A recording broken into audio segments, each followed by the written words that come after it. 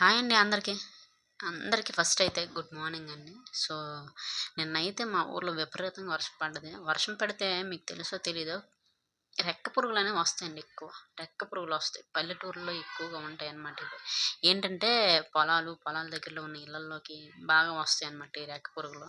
So, ఆ రెక్క పురుగులు తినడానికి ఈ కాకులు, కొంగలు ఎగురుతున్నాయన్నమాట. మంచి ఎక్సర్‌సైజ్‌లు చేత్తన్నాయి. మీకు కనిపిస్తున్నాయో లేదో ఈ కెమెరాలో అయితే. ఆ పురుగులను తినడానికి ఈ కాకులు ఎగురుతున్నాయండి.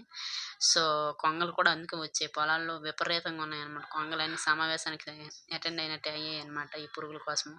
కొంచెం మంచి నాన్ వెజ్ అయితే దొరికింది కాకులకి, కొంగలకి. సో, చూడడానికి సరదాగా ఉంది. అందుకే వీడియో తీసి పెడుతున్నానండి. సో, నాకు తెలిసిందేంటంటే, ఈ రెక్క పురుగులనంట మనుషులు అంటే మన తెలుగు రాష్ట్రం కొన్ని ప్రాంతాల మనుషులు కూడా తింటారంట. నాకు తెలీదండి. ఇదే ఫస్ట్ టైమ్ ఒక ఆవిడైతే నాకు చెప్పింది. సో, మీ ప్రాంతం సైడ్ అయితే ఈ పురుగులు ఖచ్చితంగా కామెంట్ అయితే చేయండి. లేదండి అంటే తెలుసుకోవాలని కుతూహలం అంతే.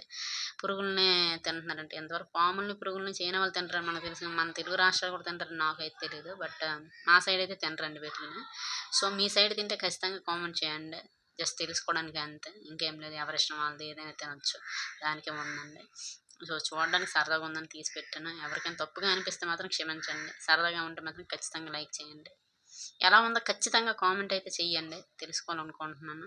కాకులు, కొంగలైతే మాత్రం ఈరోజు మంచి బ్రేక్‌ఫాస్ట్ అయితే చేత్తన్నాయనమాట. సో, హ్యాపీగా ఎగురుకొని వాటిని పట్టుకుంటూ, ఆడుకొని, పాడుకొని తింటున్నాయి. ఓకేనండి. Bye bye.